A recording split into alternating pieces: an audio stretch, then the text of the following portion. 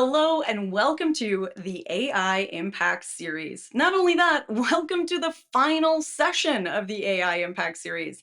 It has been such an incredible ride. Over the last few weeks, we have gone beyond the buzzword. We have explored AI, unpacking current trends, and gathering valuable insights from industry-leading experts. In the summit so far, we have drilled down on the current and potential impacts of AI on the future of work, the future of IT and security, the future of retail, and today we will be talking about the impact of AI on the future of education. Now, if you missed any of the previous sessions, or if you just want to relive all the fun, please visit the Future B2B YouTube channel where you can find all of the previous discussions waiting for you there on demand. But don't go anywhere yet. Don't go and watch them yet because we are about to start our final session. And oh man, do we have a grand finale in store for all of you today, because today we are here to explore the future of education and what we can expect from the momentous, the evolving, the impactful, and let's be honest, sometimes a little overwhelming disruption that AI has brought along with it, because the possibilities are huge and we are just starting to scratch the surface. Now, I know the conversation around AI is complex, it is layered, it is this crossing point between technology and human psychology and emotion, and this is not always an easy intersection to navigate. So, luckily today, we will be joined by a collection of thought leaders, and these wonderful experts will help us unpack and untangle it all.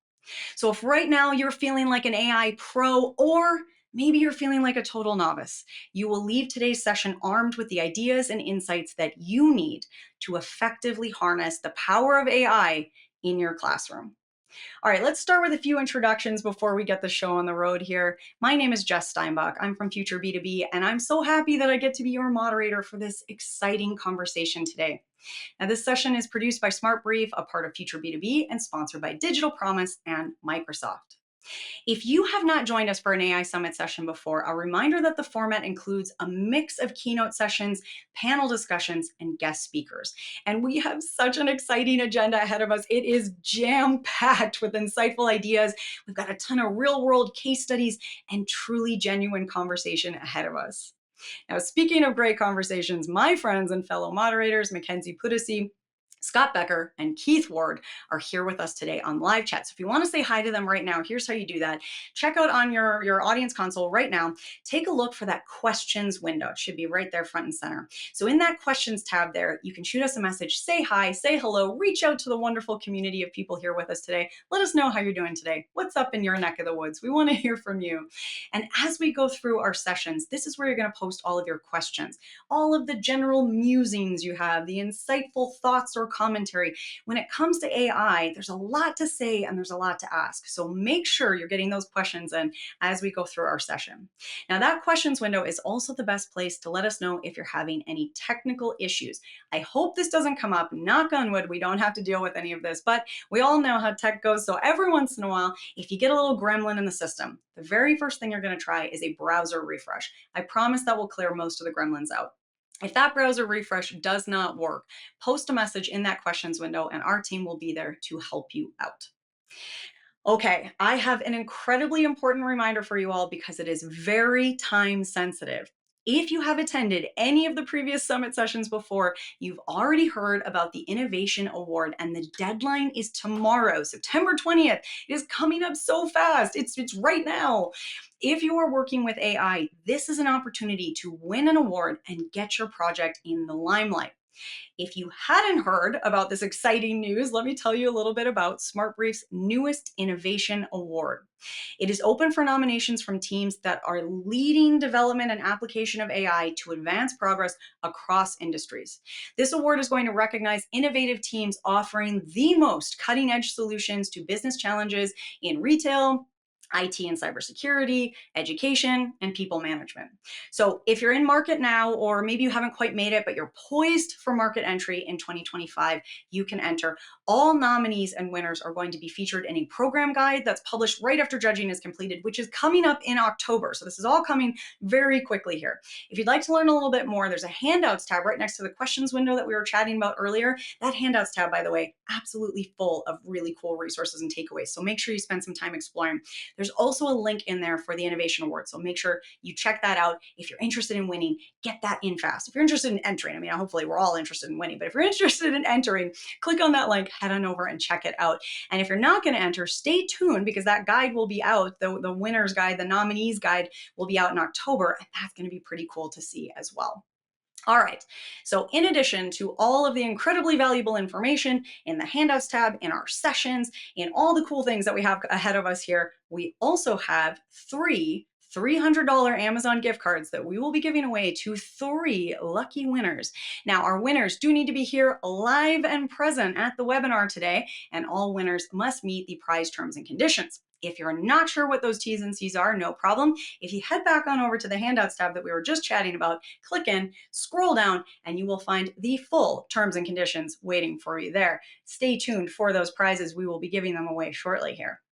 All right, well, one of my favorite educators always started classes with a resounding chorus of alive, awake, alert, enthusiastic. There's a little dance. I'm not doing the dance. I'm not going to sing to you, I promise. But I am all of the above. I am alive, I am awake, I'm alert, and I am definitely enthusiastic. I am ready to get this day started. So let's get rolling on our summit. Please join me in welcoming to our session here Kanoi Namahoy, Editorial Director, Education and Business Services at SmartBrief, who will be interviewing Mike Kent, founder and CEO, ZaneTech Educational Advisors. Together, they will explore the topic Assessment in the Age of AI. Kanoi, I am absolutely thrilled that you are here with us to kick off the summit today. So I'm going to step back. I'm going to hand things on over to you. Take it away, Kanoi. Hello, everybody. It's so great to be here with all of you today for our AI Impact Summit. We have lots of fantastic programming lined up for you today, and I'm super excited to kick it off with this conversation with Mike about AI literacy and AI and assessment. Um, I know you're going to get a lot out of it, so I want to go ahead and just jump right into things. Mike, welcome. Thank you so much for making time to be here today. Thank you so much for having me. I'm excited to be here. Excellent. Let's start by give us a quick background about you, the students you've worked with, and what brought you to this place about using AI as an instructional tool. Sure. Well, I'll really quickly just mention my original background was actually as a journalist, but I transitioned into education about 9 years ago. And I've spent the last 9 years teaching middle school writing, English literature at the high school level. And last year, we really experienced some pretty great upheaval in the English classroom, trying to figure out how do we handle the advancement of AI and the advancement of large language models. And so I chose to really start with a protective measure. Just say to myself, how can I make sure I'm protecting my students' thinking, their cognitive processes, the process of writing and reading, and make sure that they're prepared for the world as they move into this new era. And from those experiences, I actually found that there were opportunities that maybe didn't present themselves immediately. They weren't things I was expecting to see. And so I transformed from a person who was wholly focused on addressing the problem of AI to also recognizing some opportunities at the same time. And so I've tried to develop that over the last year. Excellent. I appreciate your honesty with that. Um, So let's move into some of our grittier conversation. So AI is still a new tool in the classroom, but it's gaining leverage for sure. But schools are and educators are certainly in different places with integrating it into instruction. You've talked about the emotional aspect of transitioning to AI. You've used the term grief. What talk to us? What do you mean by that? Yeah, something I noticed last year speaking with colleagues both inside my school and outside of my school was that there was a lot of emotion, and I am no different. There was a long period where I was frustrated, scared, even a little bit annoyed or even angry about all of the changes that were happening around me. And I started to notice that there was a trend. It seemed to fit into the 5 stages of grief cycle. I saw a lot of people who were, yeah, it sounds funny because we think of grief as only, mourning when we lose a loved one. But in reality, what I noticed is that we as educators are being asked to let go of the old way of doing Yeah. things, which is part of grieving, and additionally move to a stage of acceptance where we deal with the reality that we're being presented with. And so, the emotional side is a hard thing to talk about, but I've noticed that, if we do lean into this a little bit and create space for us to talk about those emotions, you can get yourself or your faculty to a place where they are ready to learn.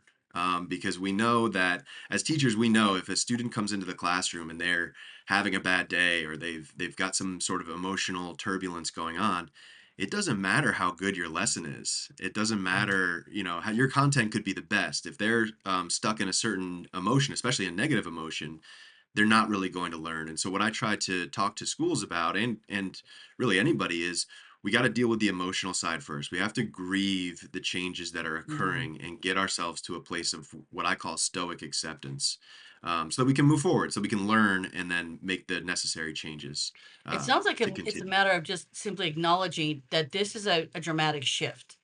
That acknowledging to Yeah. educators, this is a dramatic shift, and we hear you. Yeah, absolutely. There needs to be sort of an identification process, a self-identification process of saying, here's where this change is happening. How do I feel about it? And once you feel like you are not alone and you start to recognize that other people feel the same way or similar ways, it starts to feel a little bit less lonely, a little bit less Mhm. scary, and then we get to that stage that I've said a couple times now, acceptance. Okay, this is the reality. Whether we like it or don't like it, we have to accept it with a certain stoic approach.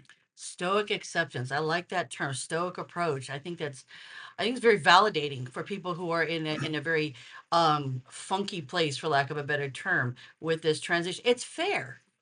It's fair. Yes. I think AI has been something we've talked about for a long time, but it kind of hit Earth like an asteroid a couple of years ago, and so giving people time to not even just simply adjust, but just grieve that, hey, something is ending as I've known it, and now something is new, and having the opportunity to settle your way into that. I think that's smart. I want to pivot just a bit because you talked about AI literacy, and I kind of think it goes along with the grief in some respect. But give us some background. What is that, and what does AI literacy look like in practice? Sure. AI literacy has been, I don't want to call it a buzzword because that's not fair. It is a really important concept, but it's something that in education circles we are talking about a lot. Faculty are talking about it, administration is talking about it, on the level of making sure your faculty have it and then can pass it on to students in the right way.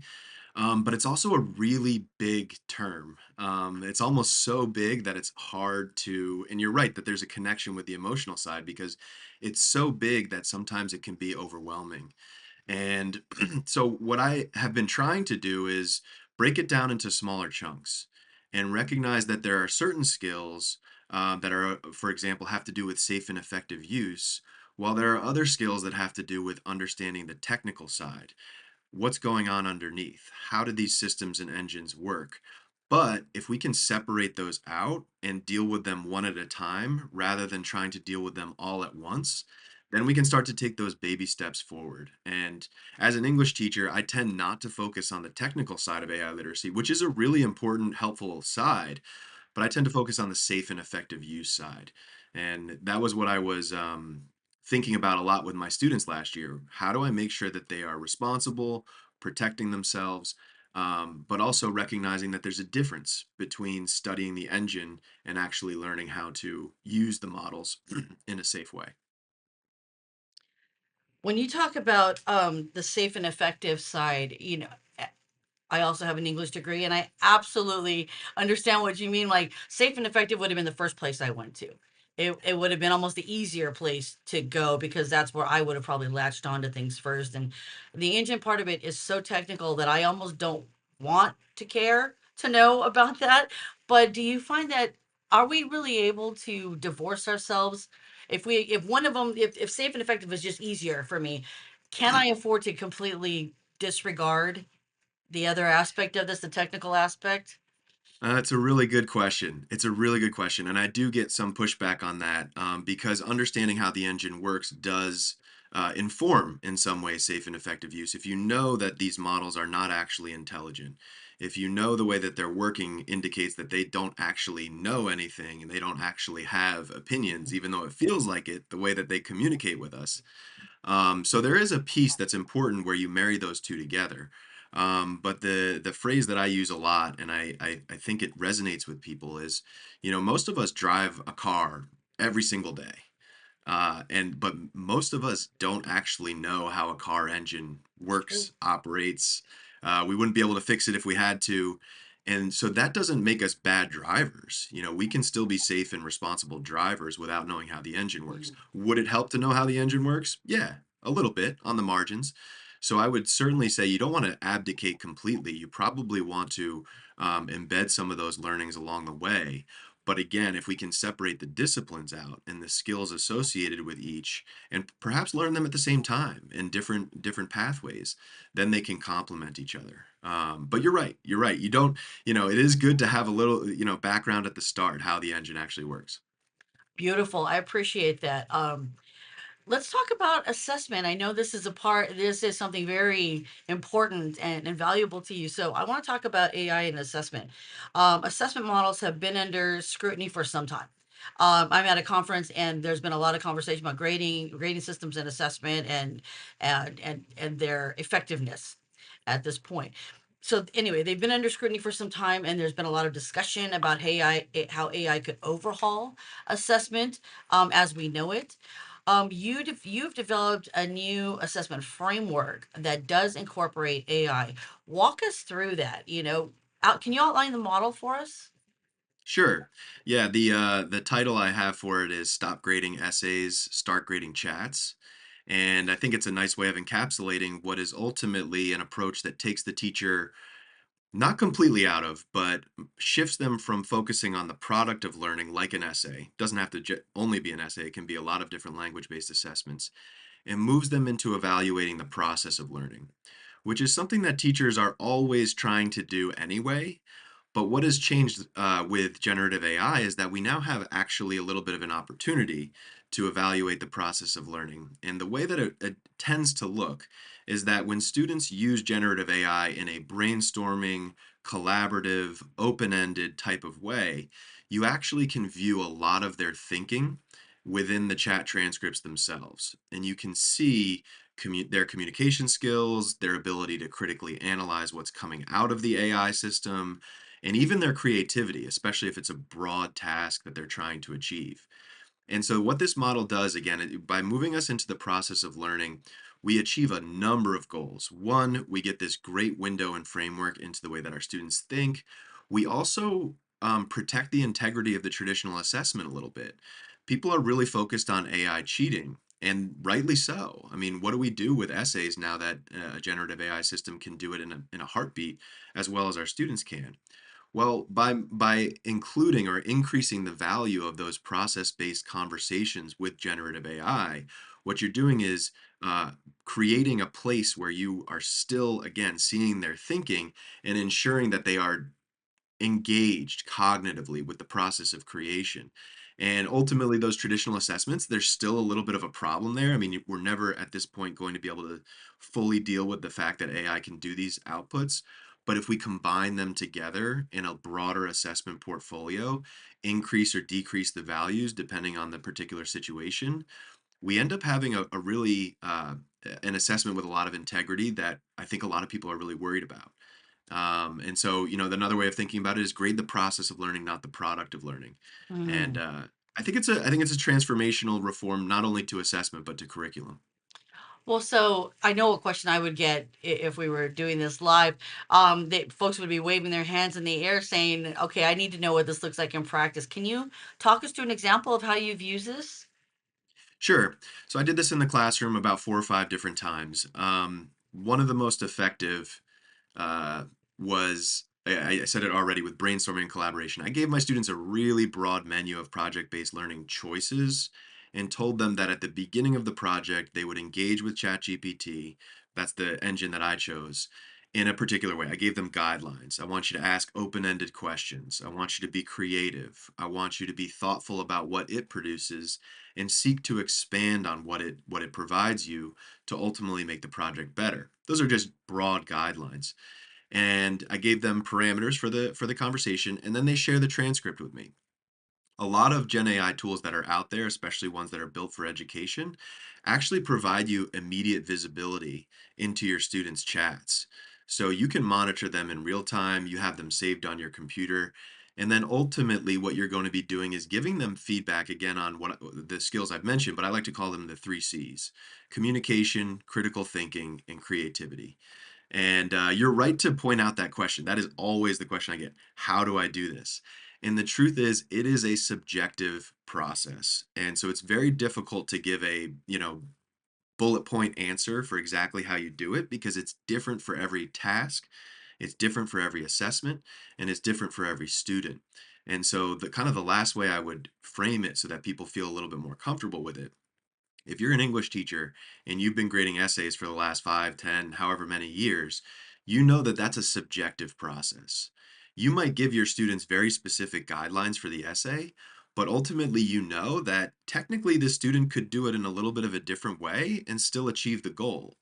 So when we grade the essay, we go through it on a holistic basis and a subjective basis, and we recognize that the opportunities for feedback are going to be different every time. So if you approach it like you're grading an essay in that particular way, it becomes a little bit more comfortable, a little bit easier to grasp on a student by student basis. Yeah. So I have a question that we didn't really discuss earlier, but I know you're good at thinking on your feet, so I'm going to throw this one at you. Um, so the English major, the English, so I mentor some young student athletes with their writing. Once they get out of high school and they're in college and they're, oh my gosh, I don't know how to do this. So I work with a couple of them, and I get things like persuasive essays and so forth. Do you see AI eliminating our need to teach certain essay formats? Because there's utility to that, building an argument, knowing how to stay, is there, I like what you're talking about, creating the chat versus the essay, because you can follow. Did they get the, do they understand the subject? And there's a strong importance in that. But on the other side, they do need to understand the structure of how to do certain things. So where does AI fit in that, or does it not? It's like, you don't have to worry about that. It's a great question. The teacher is the deliverer of content. Mm, That's the way mm. I would put it. The teacher still is the deliverer of content and information and skills. So you are still the person who is saying, here's how the essay works. Here's what I want to see in the essay. AI only lives in that middle process part and becomes something of a coach. I don't like to use the word tutor because AI does not have great tutoring capabilities right now. It tends to give away answers. It's not very great at the metacognitive process that a human tutor would bring to a relationship. A human tutor knows how to read the student and react to what's going on. AI doesn't know how to do that. But again, it can be a decent coach if you're giving those guidelines that you've already delivered to the student to the AI system as well, and then watching the interaction. So it's really important. I'm glad you asked that question because some people tend to think that my approach means that the teacher just steps back and lets the AI do all the teaching. Not the case. The teacher is still delivering the content. In the case of an essay, as you said, that involves the structure. Here's what I want to see. Because ultimately, if they do use AI to produce the essay, they are in charge of also reviewing the essay and determining whether or not it actually met your guidelines in the first place. And that's a metacognitive, reflective, critical process as well. So, this is a shifting environment. I want to stress that this is not something that is a panacea or a cure-all, but I think it's a step in the right direction. And what I'm trying to encourage educators to do is consider taking steps into the shallow end. Try doing this on a formative assessment type of way rather than a summative assessment first. Do it just for yourself, maybe the first time, rather than saying, I'm going to give you a letter grade. And I really believe that, again, if it's an open ended task, you're going to see really great pieces of evidence about your students' problem solving and all those skills I mentioned. So it's a piece of the overall puzzle. I think that's some of the most important.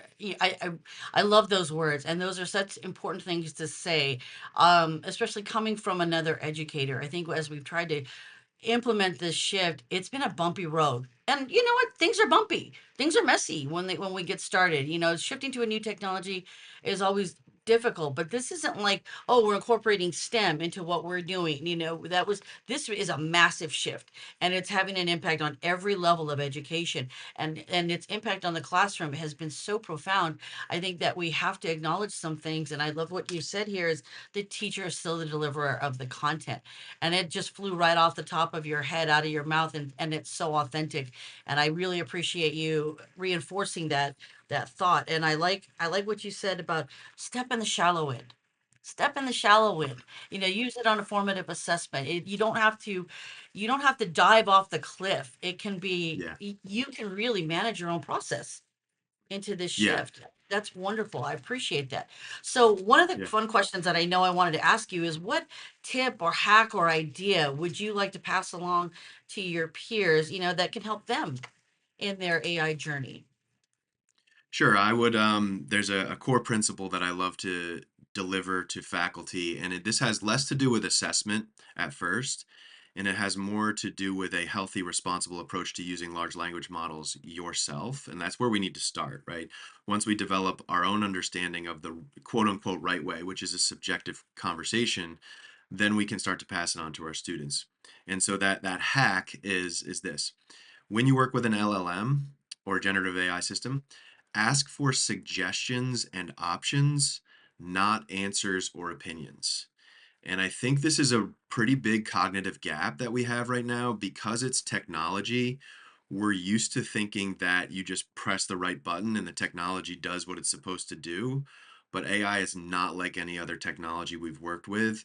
It communicates like a human.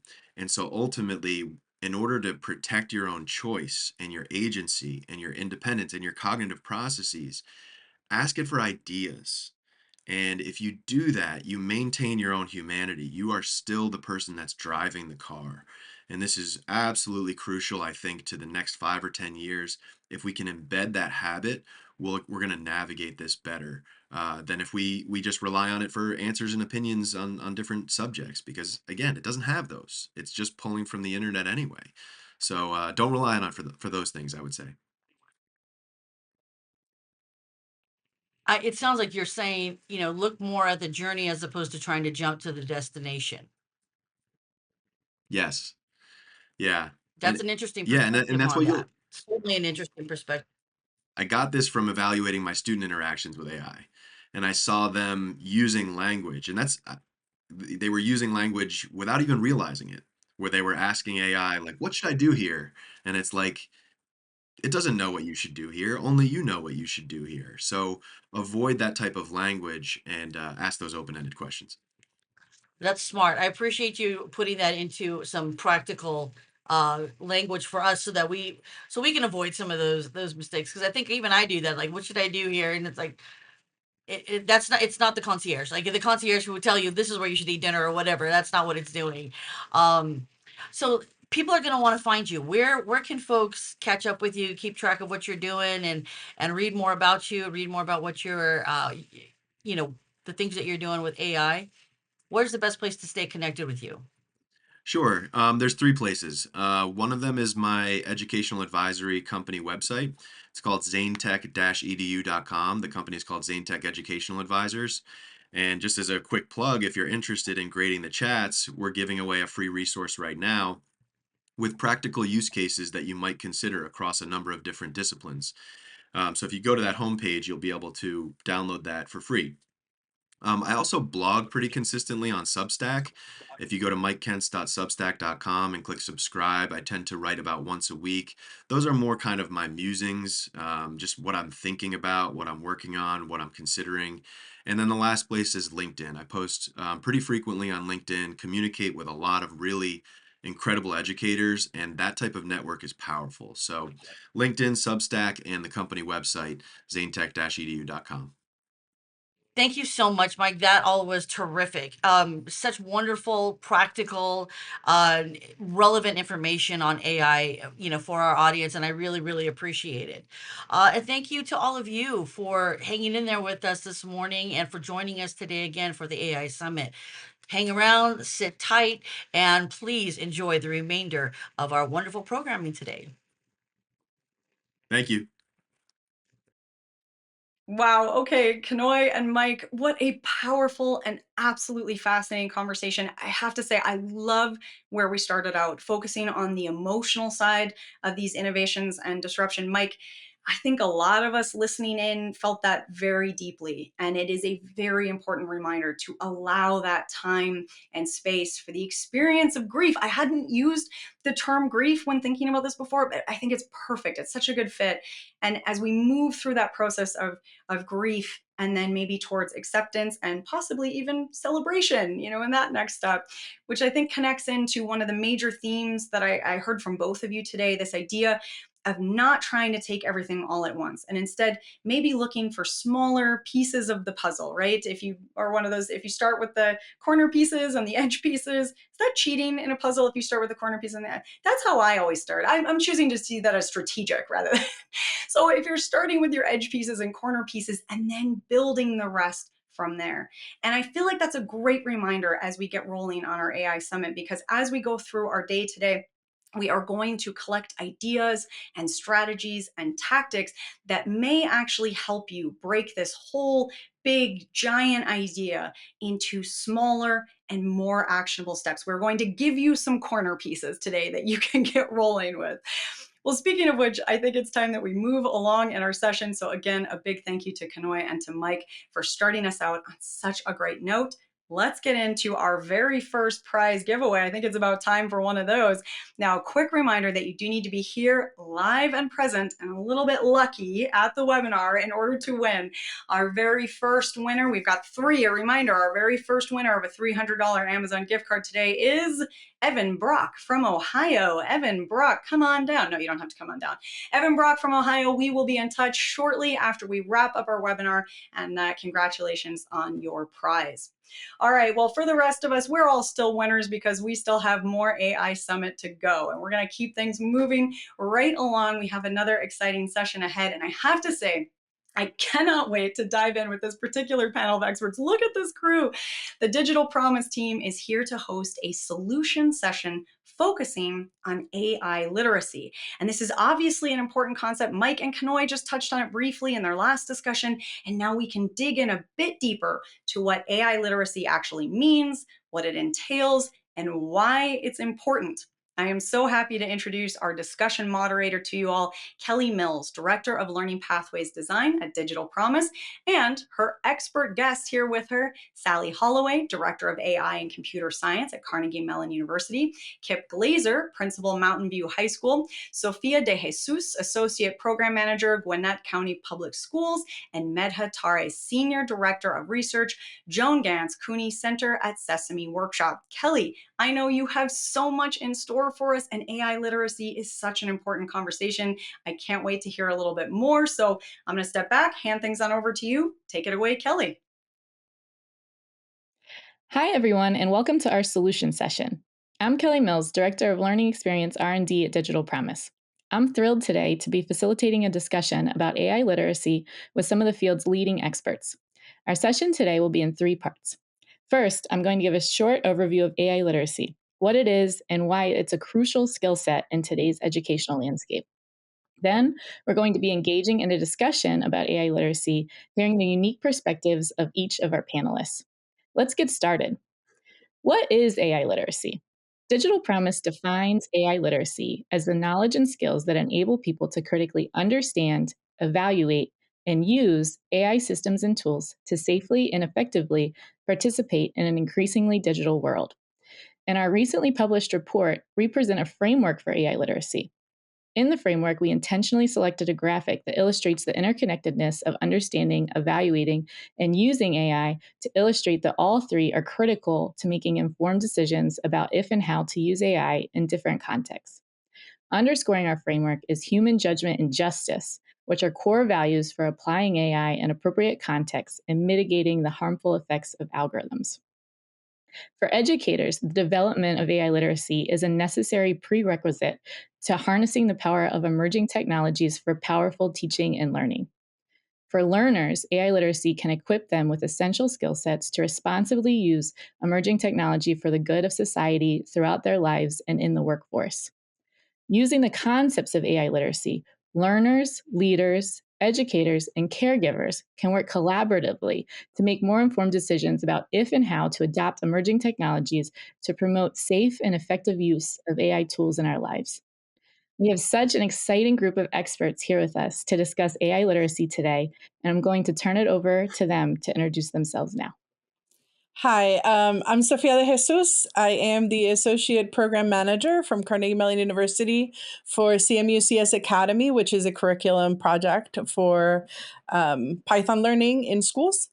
And it is a free product, and we offer professional development. And I am also a CSTA Equity Fellow alum at this point. We just finished our year, and I worked on the equity framework, the AI framework for administrators and leaders with Dr. Kip Glazier, who's also on this call. And I'm also the author of Applied Computational Thinking with Python, which is on its second edition, and it's published through PAC Publishing. Hey everyone, I'm Sally Holloway. I'm the Director of AI and Computer Science for Gwinnett County Public Schools.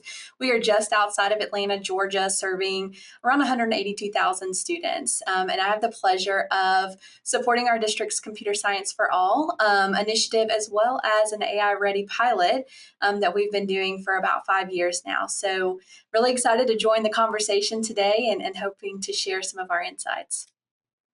Hello, everyone. My name is Kip Glazer. I am the proud principal of Mountain View High School in Mountain View, California, home of Google.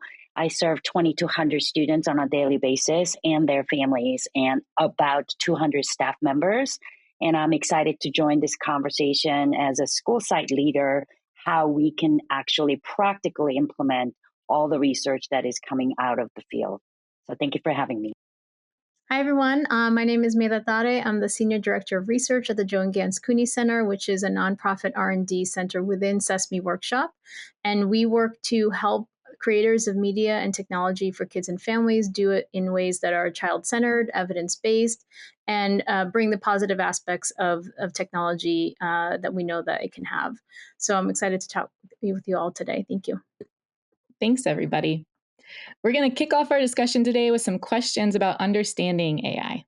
Understanding AI is an essential component of AI literacy because in order to make informed decisions about using and evaluating AI, users should have a basic understanding of what AI can do and how it works. At its origination, artificial intelligence was considered a subset of mathematics and computer science. Since then, advances in technology have enabled computational devices to become increasingly integrated throughout all sectors of life and work. Computers can now collect and store data about almost anything and are equipped with the processing speed to analyze it quickly. These advances have enabled AI to move from a field of study to a much more interdisciplinary and relevant tool. So, how is AI currently being applied in your context or practice? Sally. Thanks, Kelly.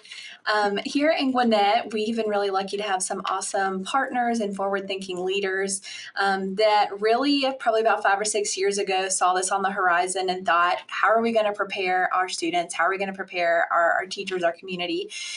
Which launched what we called our AI Ready learning. And so we developed a framework and started embedding that K-12 into students' normal learning activities. And really what that was a focus on literacy, AI literacy.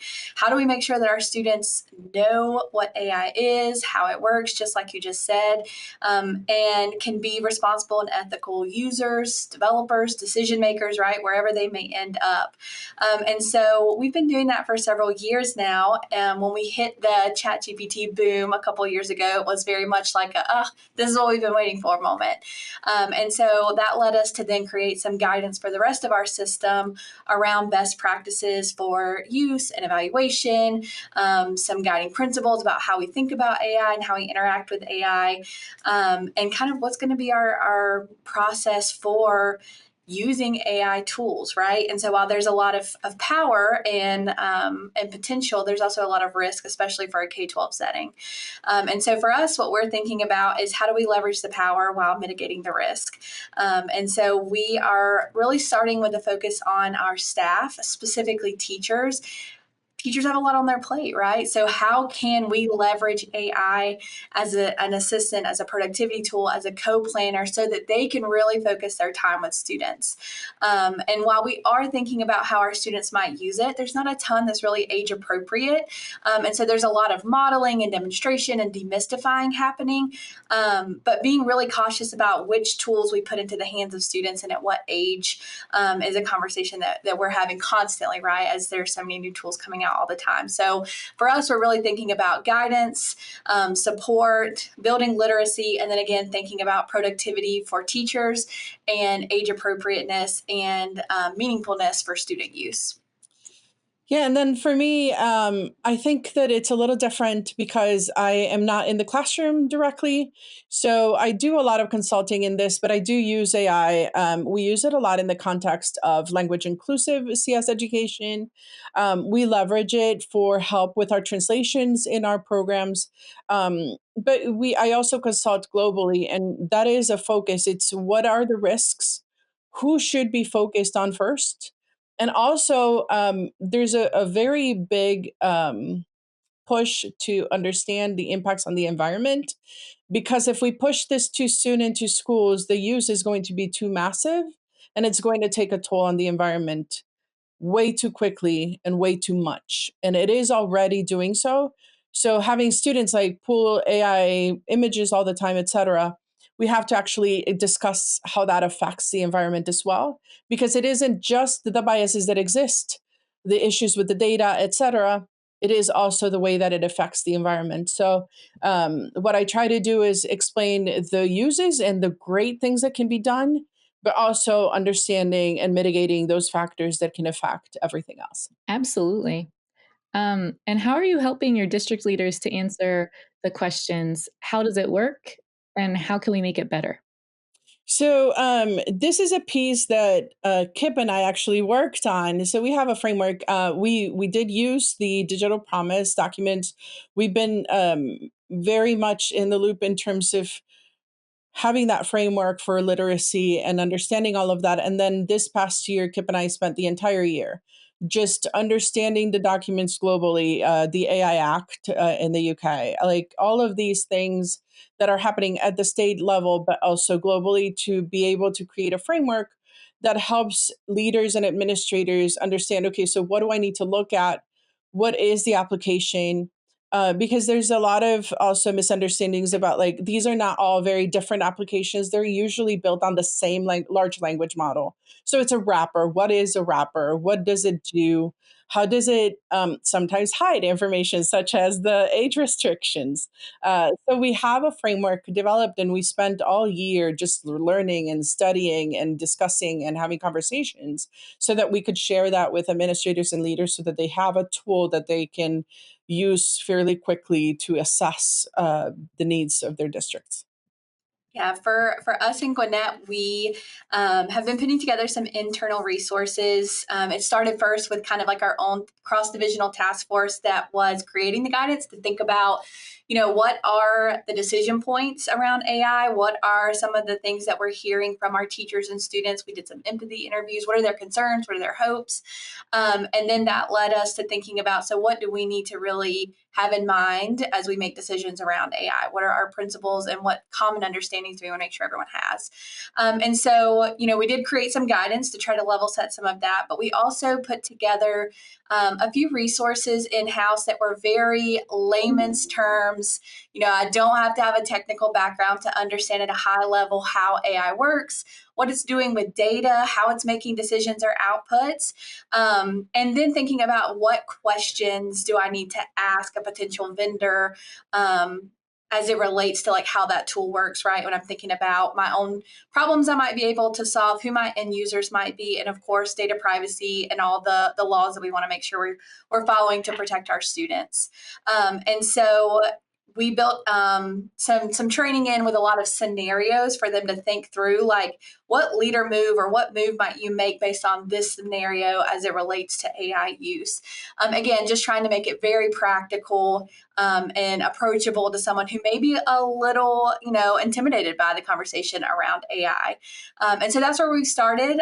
We've also put together some high-level questions that our district leaders can use when they're interacting with vendors to ask a little bit about how their model works, how they're using data, and what their intended, purpose or use is. So that's been a helpful start for us.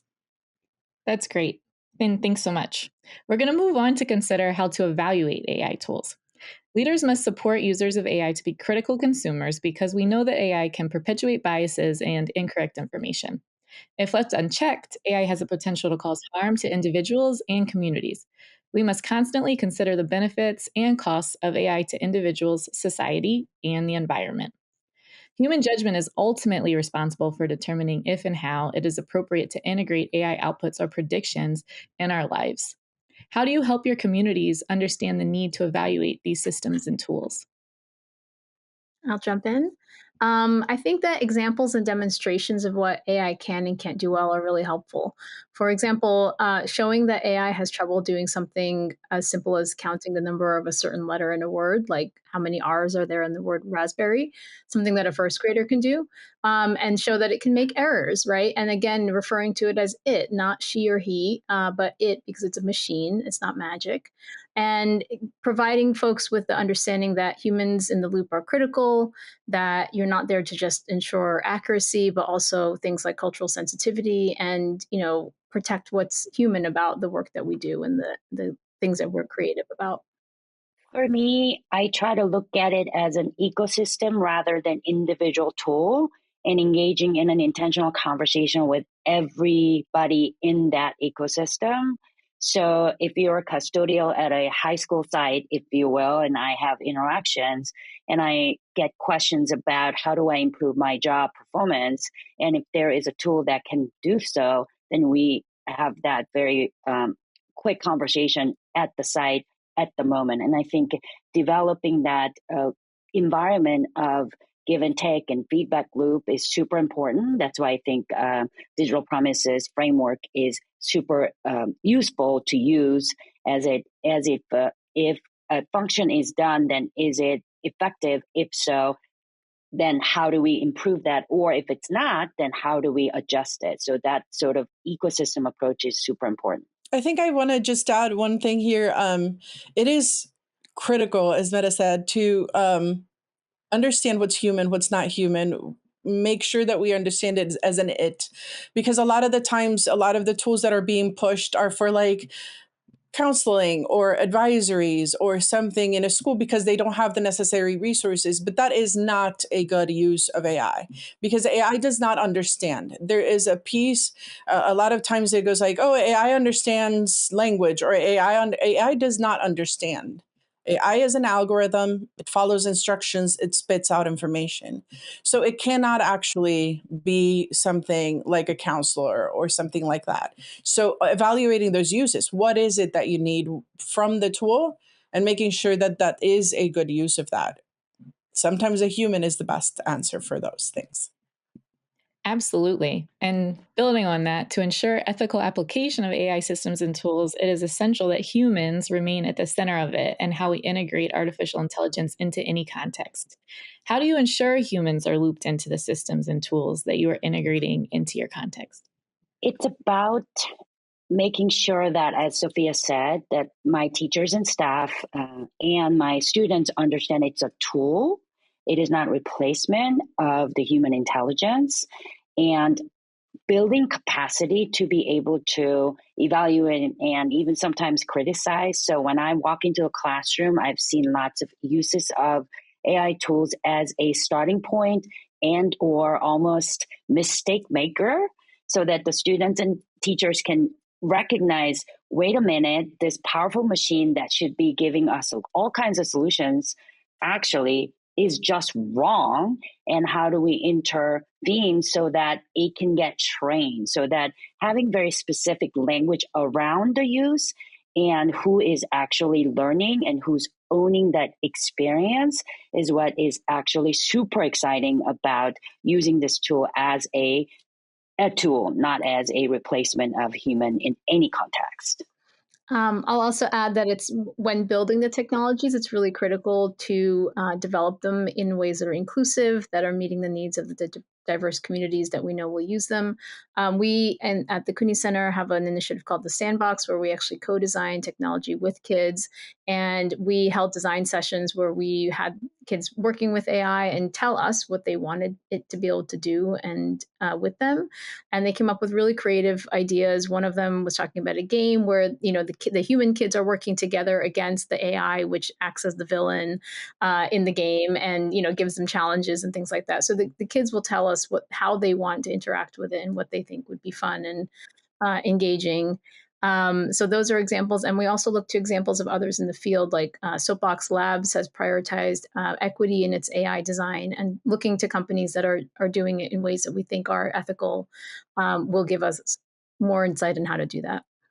So, as we are likely aware, there are different ways that one can use AI. Digital Promise distinguishes between three types of use in our framework. These are interacting with AI, such as using an AI enabled tool, creating with AI, such as using a large language model to generate text or an image, and problem solving with AI, such as training an AI system for a specific purpose. What are promising examples that you've seen of how AI can be used in educational settings? So I'll start, and I'm going to say that language inclusive education is a critical need here in the United States. There's, I think it was over 350 languages. There is no national language in the United States. We have students who speak everything. So, but the teacher doesn't. And communication is really critical in the classroom so that they can understand everything that's happening around them.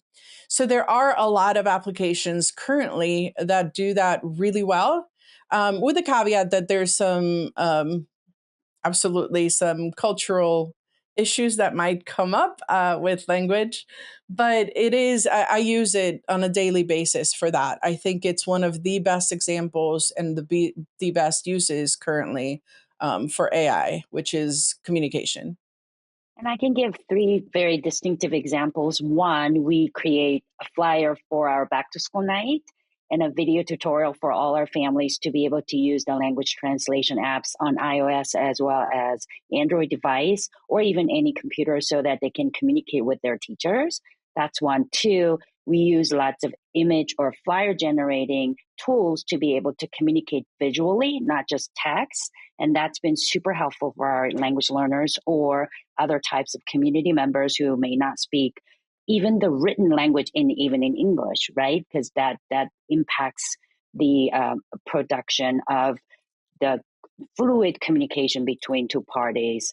And then third one is the quick generation of multiple choice test, if you will, for a teacher when they're interacting with the students who may not be able to understand or express what they've learned, but at the moment of assessing that student, teachers can use it very intentionally. So I've seen that happen at my site, and I think if we keep doubling down on the pedagogical foundation, then we can definitely improve student achievement. I also wanted to add one thing that I forgot to mention, and then accessibility is a massive place where AI has made it different for a lot of students, especially like visually impaired students can get descriptions very easily from images and such. So there's a lot of applications, and Dr. Maya Israel is doing a whole lot of work in that area at the University of Florida. So there's a lot of really good uses in the area of accessibility. Again, anything that helps us bridge gaps for students who are already underrepresented, that's a really great use. For things that are menial tasks, I don't think it's the best use of AI. And what is a challenge educators face when integrating AI into their teaching, and how can they overcome it?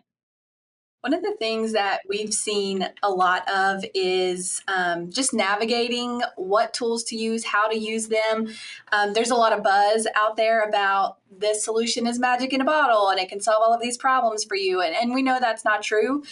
But someone who's just entering into the world of AI may not know that's not true, right? And so helping them understand, similar to what we were talking about with our district leaders, to develop their own literacy, but also to navigate, like, how do I know if this is meaningful to me and to my students?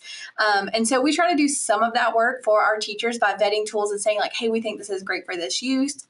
But we know teachers are also innovators and they're out there learning and exploring on their own too. So giving them some guardrails, some questions, some literacy and understanding to navigate that for themselves, I think is really important.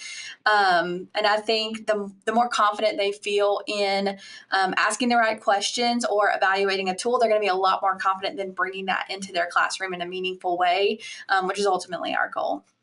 For me, the conversation tends to focus around specific tool, and I'm having to encourage my staff to really think about what problem are you trying to solve and how does that directly impact student achievement and learning. And also, as Sophia brought up, how do we bridge the opportunity access gap that you can see at a school site? So having to bring them into that pedagogical strategy conversation has been a exciting challenge, actually, because then you can center your conversation around, yeah, you want this tool and how do you intend to use it and what practice that you are going to implement to make sure that your students are all being served.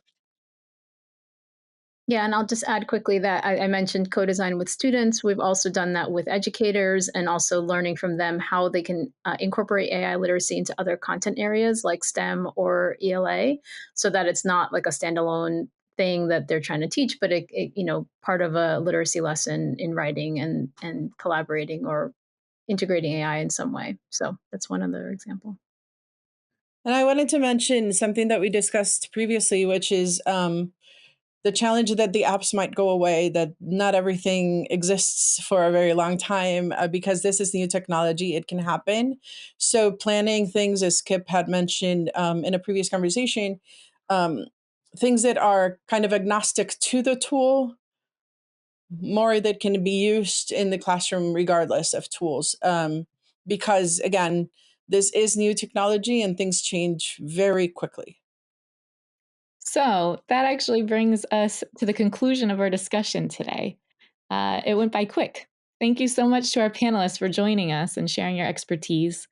Some big ideas came up that reinforce our stance that educators play a critical role in integrating AI literacy throughout K through 12 education so that our current and future communities can effectively participate in our increasingly digital world. For more information, please see our position paper and other resources at digitalpromise.org/AI literacy. Okay, well, Kelly, Sally, Kip, Sophia, and Meta, that was such a cool conversation. Honestly, I kind of forgot we were in a webinar. I felt like I got to pull up a chair at a dinner table full of friends and fascinating humans, and I was just absorbing and listening it all in because I love those stories, the real world examples, the best practices. We absolutely got it all. And it's so exciting hearing from administrators that are actually seeing success in creating those AI superpowers for their teachers. They're opening up more time and space in their days. I was thinking about it actually as you guys were going because I'm a bit of a Marvel nerd, and I really like this metaphor, this idea of Iron Man.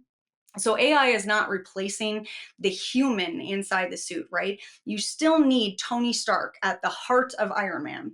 But AI can provide the power-up suit that can help teachers do more of what they love, more of what they do best. So between that, those power-up opportunities and the absolute potential for inclusivity and increased access, this makes my heart glow. I mean, thinking about all the previously closed doors that could now become open windows for students and communities, this conversation has got me smiling from tip to toe. I'm so excited to learn more. And if you are also feeling like you'd like to explore a little bit further right away, be sure to visit the Digital Promise handout in the handout section of your webinar console. There is a great executive summary, AI literacy, a framework to understand, evaluate, and use emerging technology. Now, Digital Promise has a vision of safe, equitable, and meaningful artificial intelligence that can improve education by enhancing how we teach and how we learn. And AI literacy is at the core of their vision. So this read is the perfect follow-up to the conversation that we just had with our expert panelists. Be sure you've got that downloaded. Hold on to that. Again, don't leave us just yet, but save that, put that aside for later, because you will want that once we wrap up here. But for now, we are going to do another prize giveaway because it is time for prize number 2. This is 2 of 3, so there's still this one and one more. Stay tuned. And this is going to someone who is here live and present at the webinar. And that next lucky winner of a $300 Amazon gift card is Heather Kurtik from North Carolina. Heather Kurtik from North Carolina. Congratulations to you, Heather, and we will follow up with you once we've wrapped up our summit here today. All right, well, we're going to keep things moving along, and we are all in for a treat. We're all prize winners now because we get to welcome back the one and only Kanoi Namahoy. And this time she has 2 experts here with her who are going to help us get a handle on the tools and the policies that will help us effectively set a foundation for AI adoption in our organizations and in our classrooms. So I would like to welcome back Kanoi Namahoy, Editorial Director, Education and Business Services at SmartBrief, and her special guest here with her, Tal Habibi, Managing Director of R&D at ASCD and ISTE, and Joseph South, Chief Innovation Officer at ASCD ISTE. Kanoi, thank you so much for joining us again at the summit here today to lead this panel discussion on setting the stage for AI, vetting tools, and creating policy. Kanoi, I will hand things on over to you. Take it away. Welcome, gentlemen. I appreciate your time today. Thanks. It's great to be here. Thank you. Well, let's get to, let me kick off this conversation with a question about vetting.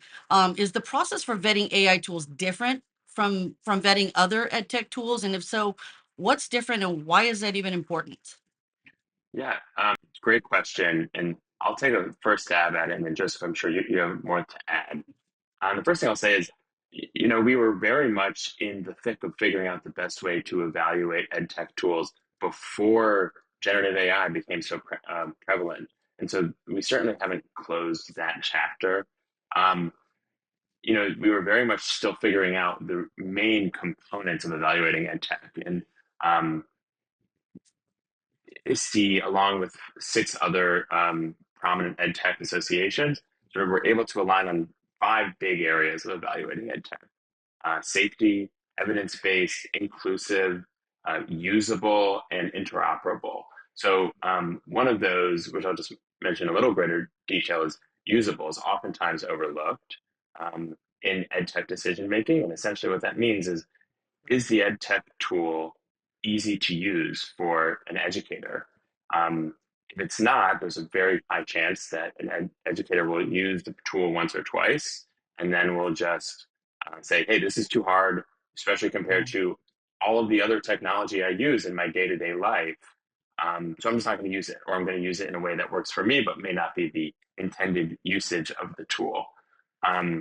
So this is all to say there's a lot of evaluation work that needs to be done if it's a generative AI powered tool or not, to figure out if it's really going to work in a classroom context, in a modern day classroom for the students of that school system. There's also several other pieces that are unique, one of which is privacy. So generative AI opens a lot of new doors around data. And one of the biggest promises of generative AI is the hyper personalization that it may be able to afford students. But this is a double-edged sword because it also, personalization inherently means it may collect more data about students.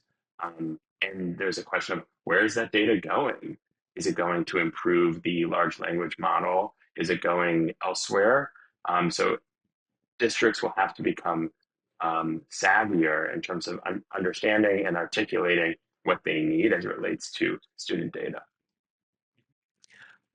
So I just say, so all the basic things that you already needed to evaluate ed tech tools with, those still apply to AI systems. So you have to pay attention to safety, you have to pay attention to privacy, and you have to pay attention to, representation within the tool.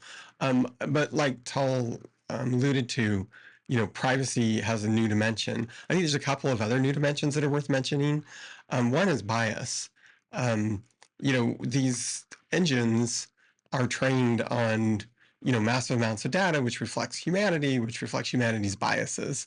And so we really have to be vigilant as we vet these tools to make sure that those biases aren't unintentionally entering our schools.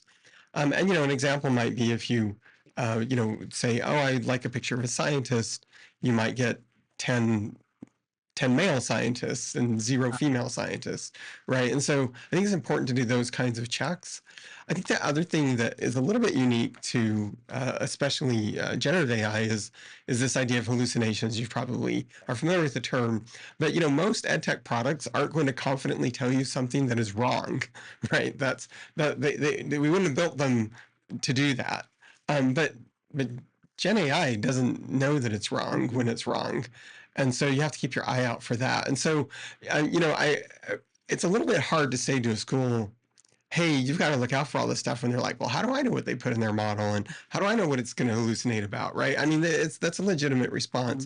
And I think my answer to that is twofold. One is, you might want to do a little bit of red teaming, right? Where red teaming is where you put together a team who tries to break it.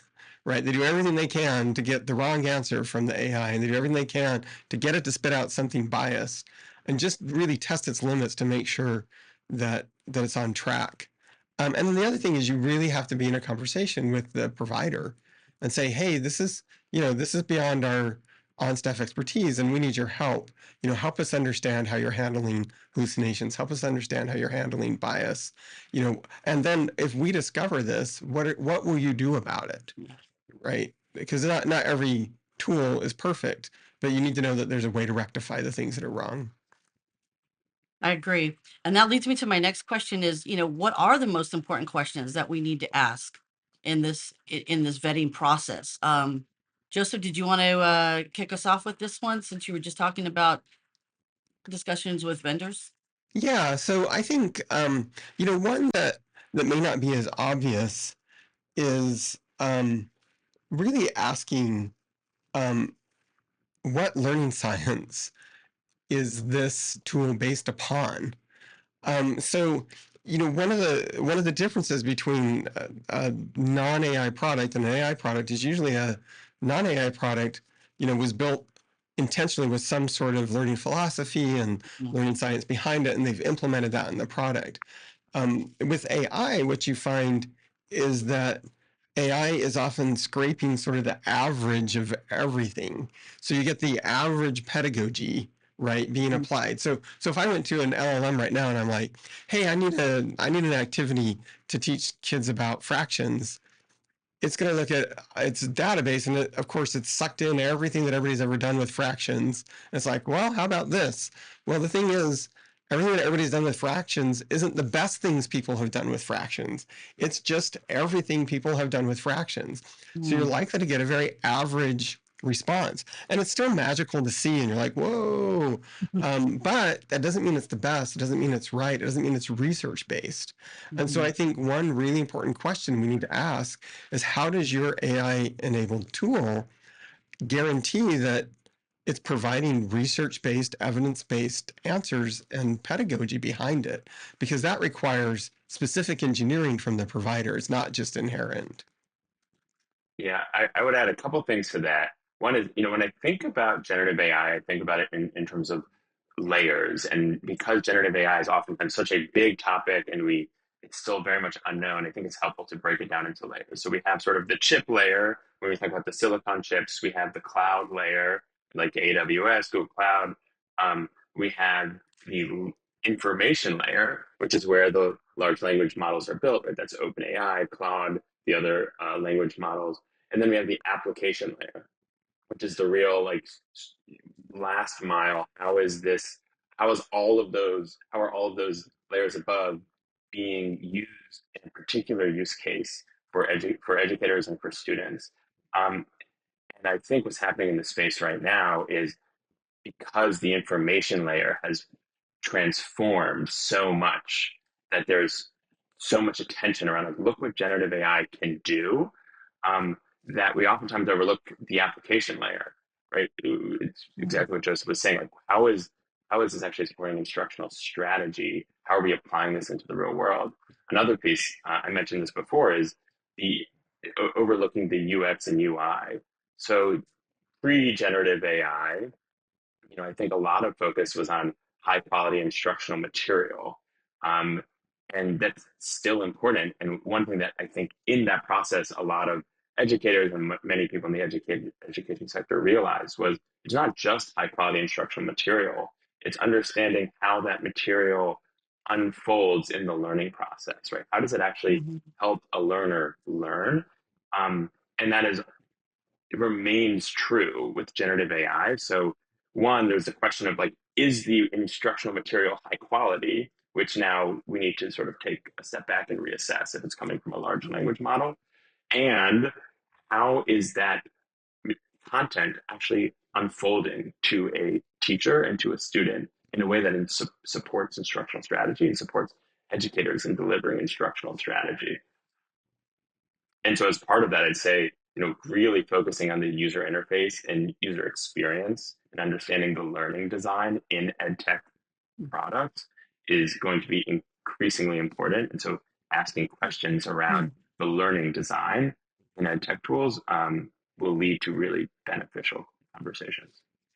Yeah, and one example of that is, a lot of these, sort of out of the box interfaces are it's just a prompt that you ask questions to and you get answers. But we know that you get much better results from generative AI when it's conversational. Yeah.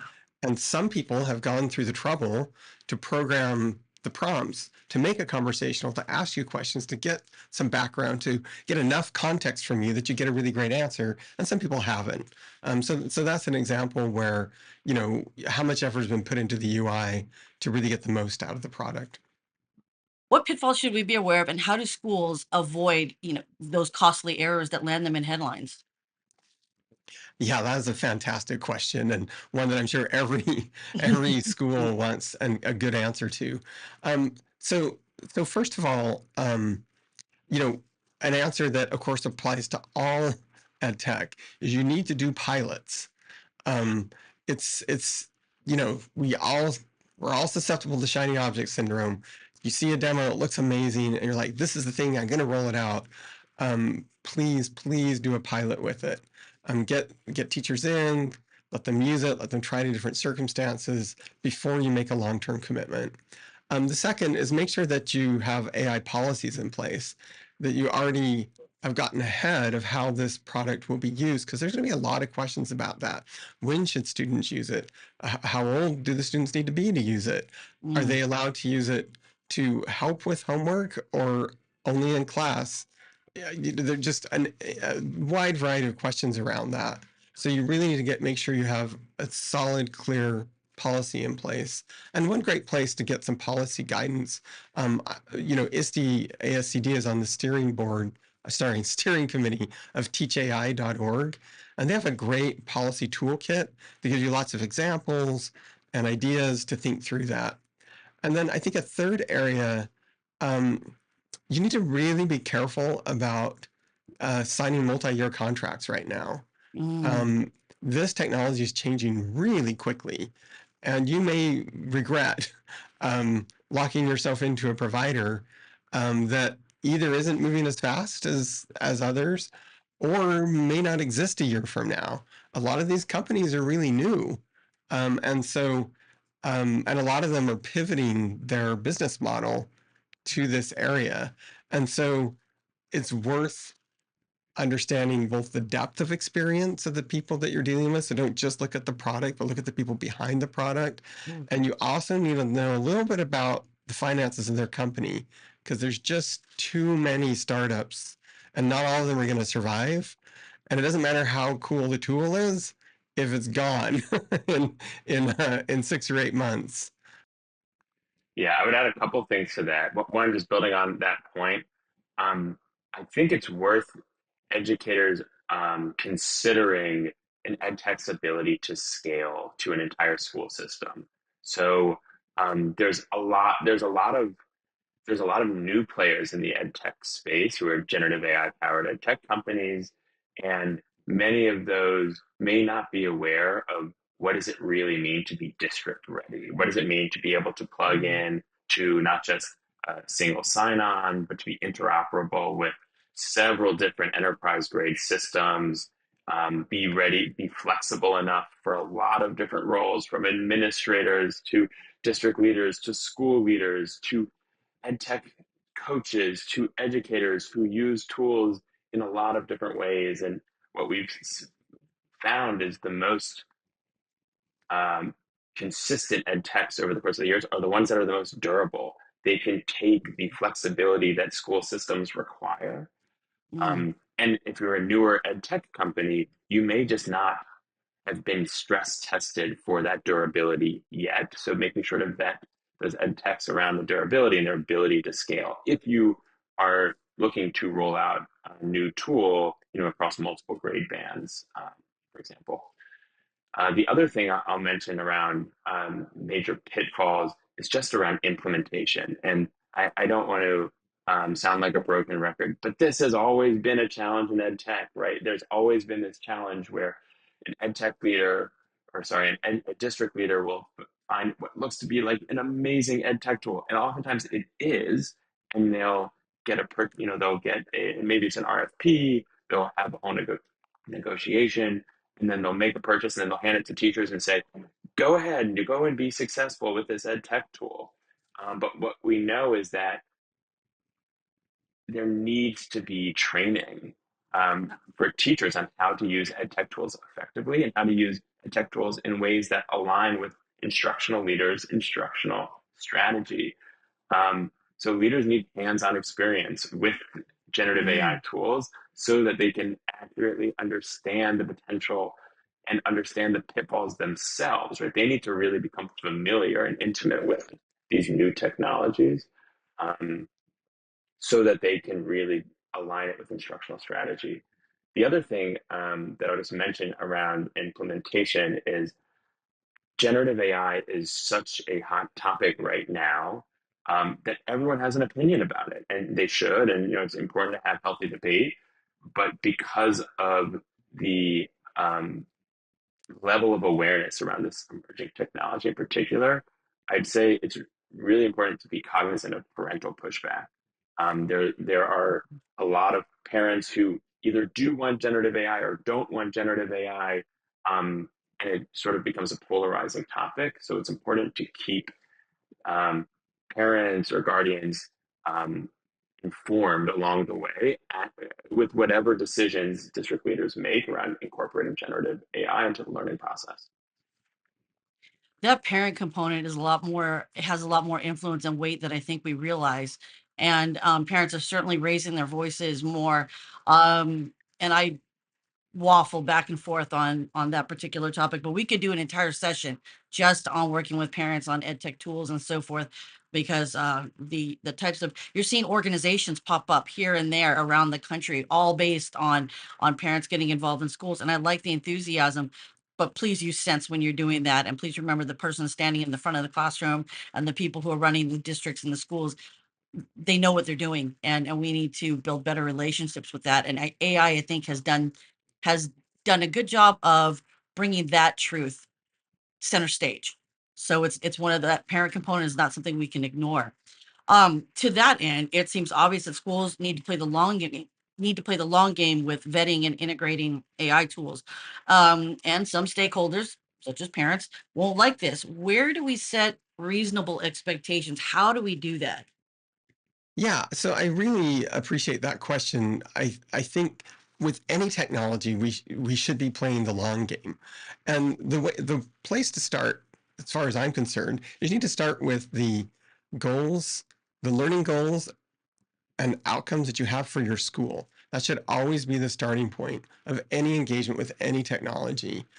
Second, you need to engage your teachers up front, not at the end. You can't just have the administrators get together in a room and say, we think this is what we should do, and then roll it out to teachers who haven't heard of it, didn't have input, and didn't tell you what they were struggling with.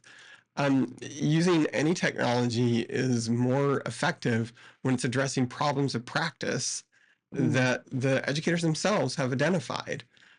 So So the first steps in the long game is know what your long-term goals are, know what your long-term outcomes are, know what problems of practice you're trying to address, and involve the educators in the conversation. Once you've done that, then you're in the place where you can pilot, not commit until you pilot. That's another long game strategy. Let's pilot these. And then I know it sounds elementary, but we also need to collect data on its impact. So often, the choice to buy something is the last choice a school makes. And then it comes a year later and they're like, gee, should we renew this? Like, well, I don't know. Are people using it? And they're like, yeah, they're using it. They're like, okay, well, we'll renew it. No investigation into how effective is it? What are people using it for? Is it redundant to other systems? And so if a school can agree upon, what criteria will they judge the success of this AI tool by? Agree on that up front, and then just do some simple data collection throughout the year to make sure that it's delivering on that. Those are all long game strategies. And then I just want to mention the parent piece. I agree, parents are much more involved in schools than they've been in the past. And that's something that is new for most schools, something we want to welcome, but is something we're not used to managing. And so I would say getting ahead of the parental conversation would also be part of a long game strategy. You let them know why we're bringing these tools in, let them know what we hope to accomplish with them, let them know what guardrails we're going to set around them. And, this could start with PTA meetings, it could start with after school sessions, it could start with school board presentations, listening sessions with parents. There's a lot of ways to reach out that'll just, what you don't want to do is make a parent feel blindsided by something they don't understand. And making that part of your process is also going to help with the long game. I concur. I think we could do an entire session or maybe a whole series on how to do that parent component, how to get ahead of that conversation.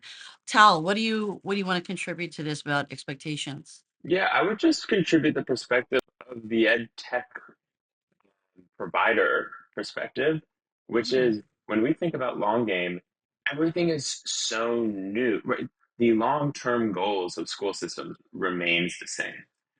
But for ed tech providers, the long-term goals are still really like moving around pretty drastically. They want to improve student learning, but how ed tech providers play into that can really change. And what I mean by that is there's so many new products that are really trying to find product market fit, and they will adjust their core offering based on how school systems use them. Also, from a back end, more technical perspective, there are all of these large language models that are improving, and there's kind of a race for which one's the best. And these ed tech providers are picking and choosing, like, okay, I'll use this large language model until this other one is better, and then I'll switch, and then I'll switch back.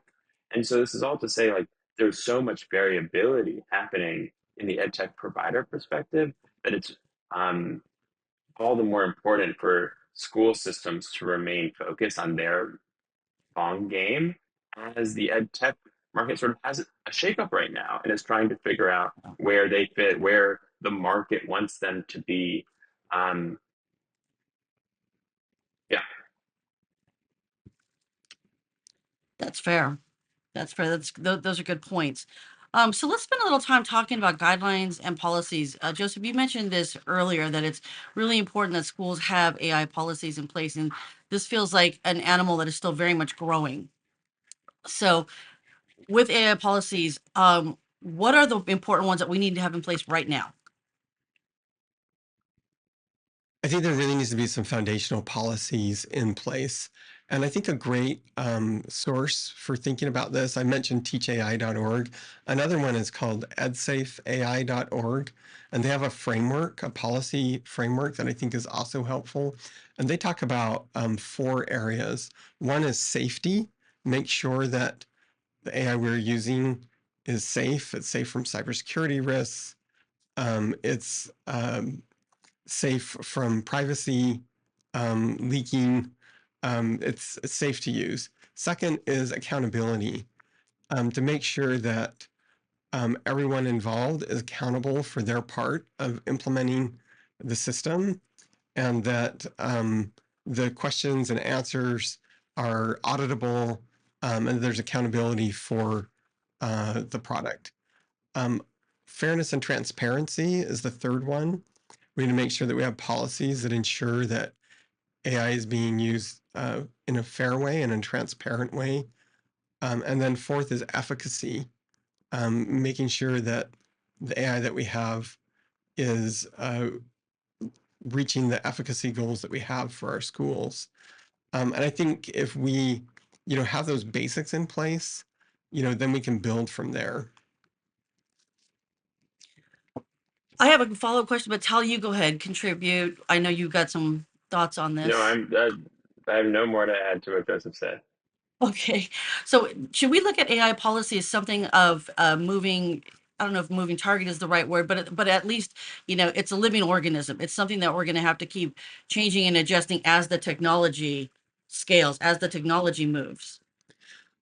So I think the core areas are somewhat stable because they match the kinds of things we need to pay attention to in edtech regardless, right? So the ideas of privacy and safety and interoperability and security, those are stable. But the ones that are AI specific, I completely agree with you. Those are going to evolve over time. And so this is not a set and forget policy exercise.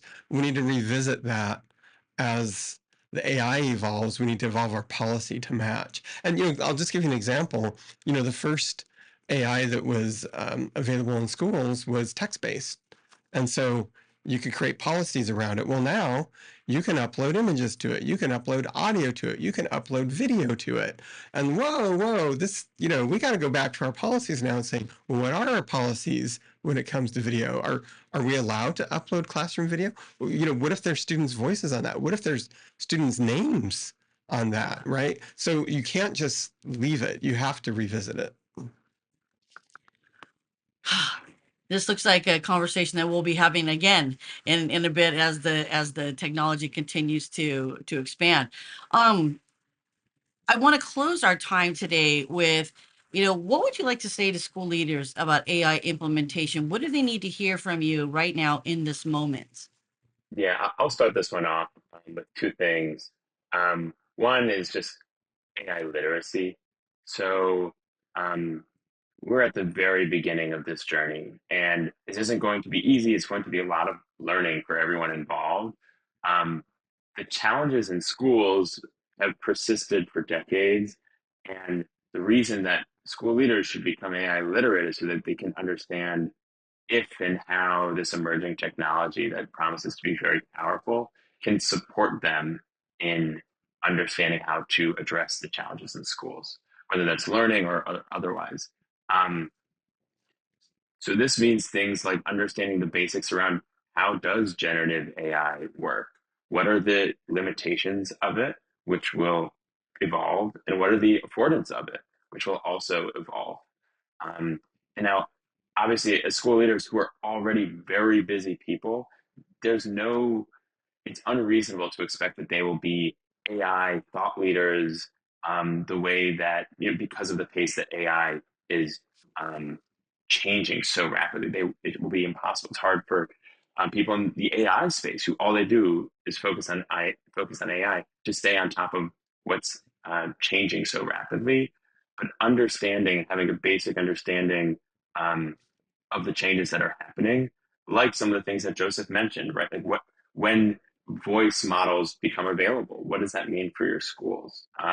When video models become more prevalent, how are school leaders going to react to that? Having a sense of literacy around that will really support school leaders in the long run. The second one, which I'll pass over to Joseph, is just the saying like this one we can't sit out. This is not going to be a wave that passes. It's certainly possible that generative AI is being overhyped right now in terms of the magic of it, but we're moving into a new AI-enabled world, and so the idea of saying I'll just wait until this calms down, I'm not confident that it will calm down. Joseph, you want to speak a little bit more about that? Yeah, so I think the first thing I would just say is the temptation is to use AI for efficiency gains. And every school wants to be more efficient. And it's great that AI can make you more efficient. But you need to focus on making things better, not just faster, better. So that's the first thing. Second, to Tal's point, the reason you can't sit this one out is that our society is changing, right? This is not, it's not like a cool flash in the pan thing that might disappear in the future. Every future job is going to require AI literacy. And so the only way we can prepare our learners for that is to help them use the tools now. And so we've got to invest. I think we sometimes overlook the equity issues of saying, hey, we're gonna ban this, we're gonna take this out, we're not ready for this, we'll come back to it when we're ready. And then you have the more affluent students who are using it anyway because they have access to it, and less affluent students who can't access it. And so I think it's really important that we recognize that there's an equity issue. And then the last thing I'll just mention is, if there was a force that was influencing everything my children saw and heard and all the decisions that they made and which voices were most prominent to them, I would want them to understand that force. That force is AI. It's already at work in every social media algorithm our students experience. And we have an obligation to them to make that invisible hand in their lives visible to them. And ideally, help them feel like they can harness that, not just understand it, not just resist it, but harness it to, accelerate their own dreams and their own futures. That's a beautiful way of ending that question there. I appreciate that. Um, Before I let you guys go, you'd mentioned a couple of resources earlier, Joseph, and I just wanted to give you guys a quick second to can you repeat those resources? And Tal, if you've got any other resources that leaders might find helpful in their AI journey, I'd love to close it on that note. Yeah, so we have some great resources at ISTE.org/AI. That's sort of the front door to all of the resources that ISTE-ASCD offers. I had mentioned teachai.org. They have some great policy resources. They also are developing AI literacy resources that haven't been released, but will be released, that are fantastic. And another one that I mentioned was edsafeai.org. And they're really looking at, what are the core foundational attributes that need to be in place to make sure that this technology is safe for schools. Excellent, The excellent. one thing I'll add is we talked a little bit about how the learning process unfolds in the role of ed tech tools. If you're interested in learning more about ways to articulate to ed tech providers what you need as a district leader, what you need in learning design and the design of ed tech tools, we also have something called the Teacher Ready Framework. So if you go to ISTE.org and you go under strategic initiatives, there's something called EdTech product selection. And we have a lot of resources around how to evaluate EdTech tools based on their design, especially now that we want evidence of impact. But because EdTech tools that are around generative AI are so new, it's hard to find an EdTech tool that is generative AI powered that has had an RCT completed. So in lieu of being able to see evidence of impact, um, being able to understand how edtech tools are designed to enable impact or to afford, um, impact. There's a lot of questions that we have there around the edtech design of tools. So feel free to check that out as well. Thank you so much. That's terrific. And thank you for sharing all this wonderful practical information with us today. I know our attendees appreciated it. Tal, Joseph, and Kanoy, that was such an insightful and interesting discussion. I was on the edge of my seat all the way through. Kanoy, please do let me know if you indeed decide to do that entire session on parent involvement and education. I think a lot of us would like to be a part of that conversation. I would certainly like to hear. But in all seriousness, though, I absolutely loved the conversation that you all got into around some foundational change management planning. It can be so easy to forget those steps in our rush to innovate, right? And taking that time to check in with your organizational goals and values, to check in with the people who are actually in the classrooms, the teachers and the educators, to be sure that they are involved in the decisions and in the processes. You know, Joseph's point about planning for the long game, but starting with that deep understanding of where you are now, what you need, where you want to go, what you're looking for, and then starting to look ahead. So checking in with yourself before kind of stepping into that long game and into that long plan. Well, this was a great panel discussion. So many valuable points and takeaways. Kanoy, Tal, and Joseph, thank you again for that absolutely fascinating panel. Very much appreciate all of you. And the fun is not over because we have one more presentation to get to in our summit. And as you can see, we are definitely wrapping things up on a high note. Here with us today, we have a dynamic duo from Microsoft. I am so happy that I get to introduce you all to our final presenters on the AI Summit, and that is Lincoln Hughes, Modern Workplace Specialist, Microsoft Education, and Mark Sparvel, Education Marketing Director at Microsoft Education. Mark, I think you're going to kick us off today. I cannot wait to hear more from you and from Lincoln, so I will hand things on over to you. Take it away, Mark. Welcome everybody to the webinar. Thanks for joining us here today. The topic is the future of AI in education, today's real world implementation, and it's geared up to be a conversation with industry leaders. If you like, think of this as both an introduction and also an invitation. It's an introduction to how Microsoft is thinking about the role of AI in education. And of course, it's an invitation for you to follow up with either one of us, the speakers today.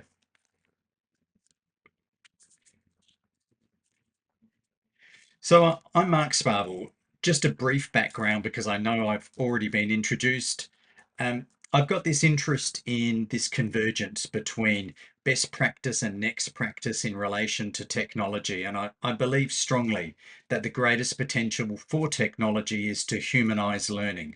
It's why I'm really excited about the possibilities in relation to AI, the chance that it has to make learning more equitable, to give every kid the best seat in the house. My background is as an educator, a principal, a teacher, a director for many years, working globally with schools and systems to drive transformation. Currently in Microsoft, I lead the AI Navigator program, which explores emerging practice K-20 schools across the globe as they're adopting and deploying AI. What about you, Lincoln? Tell us a bit about you. Thanks, Mark. Yeah, a little bit about myself. My name is Lincoln Hughes. I'm here at Microsoft currently as a modern workplace specialist focused on US education organizations. And similar to Mark, my background is deep and wide with this impatient optimism that I believe we both have around delivering excellent education to all students. Personally, I've been in public policy, I've been in the private sector, public sector, and I've been classroom teacher to running schools. And what's really exciting to me today, and to talk with Mark about it specifically, is just this overwhelming excitement we all see in our pulling out from our education partners in the space of generative AI. So we're just super excited for this school year. At least I'm particularly excited for this school year because of the momentum around generative AI. And I'm happy to kick around a few ideas and share some lessons learned from our customers. That's great, Lincoln, and I'm really excited to hear from you and to find out what you're seeing and hearing, how that matches up with what I'm seeing and hearing at a global level. I loved that reference to impatient optimism.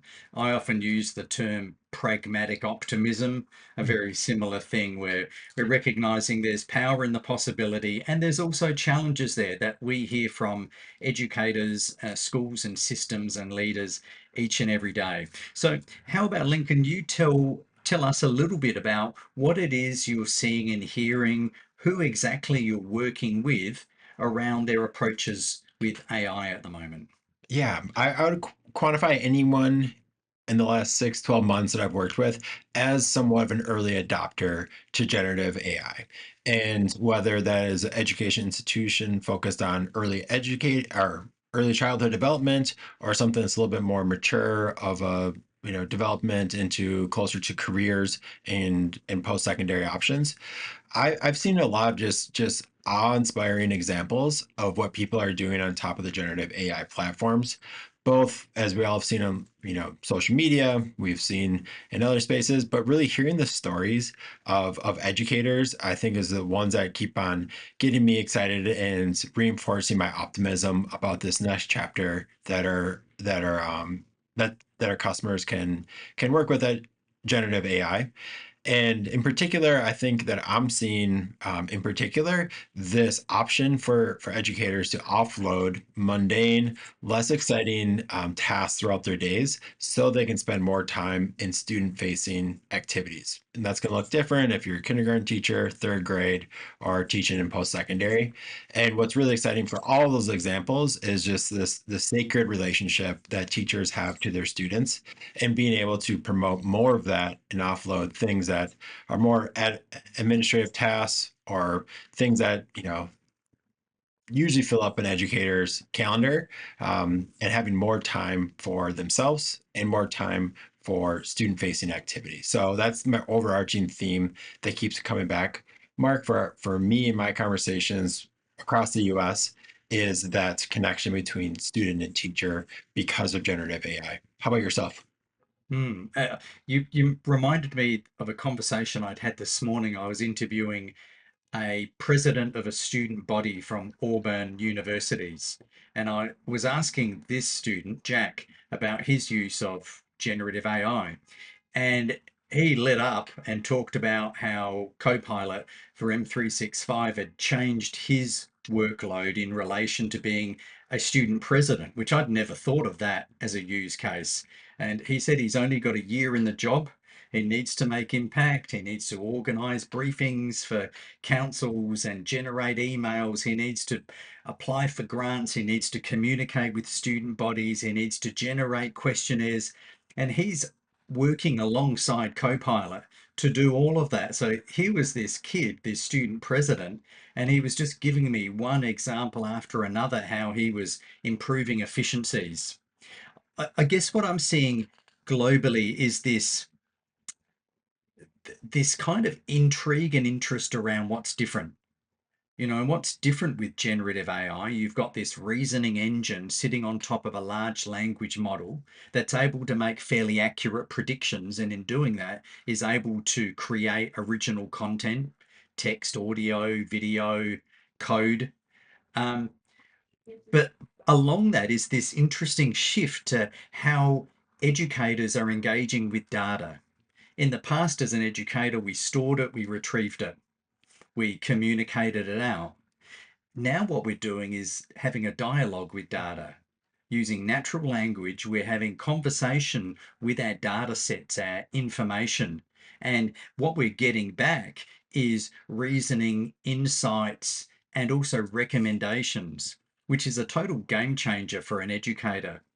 I think one of the other big shifts that we're seeing is that educators and instructors have now become managers. They're managing a co-worker who just isn't human. It's Copilot.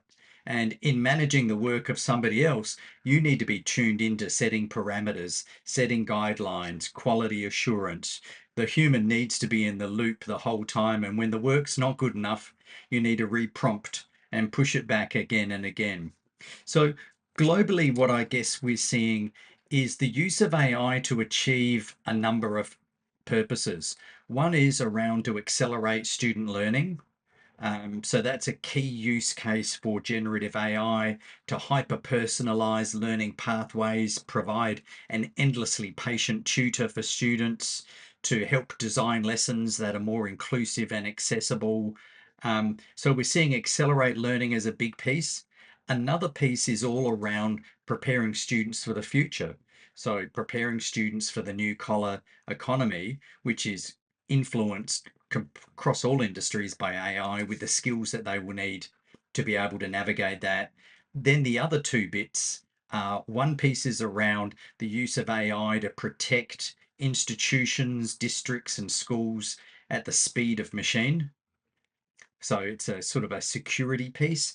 And the last piece is around the use of AI to help drive efficiencies and workflows to unlock resources of time, money, and expertise and redirect those to other areas where they may best be served. So that's what we're seeing kind of globally. What Yeah. about, Lincoln, a specific example from a specific school or institution that you're working with? Yeah, one thing example that came to mind as you were speaking there, Mark, about the having 1,000 assistants or 1,000 co-pilots just in your pocket whenever you need them.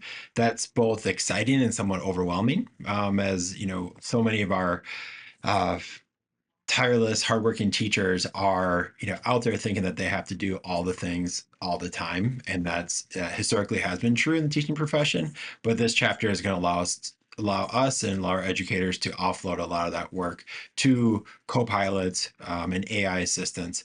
One particular example that always comes to mind, just mind-blowing excitement and improvement of the teaching craft, is from Indiana University here in the United States.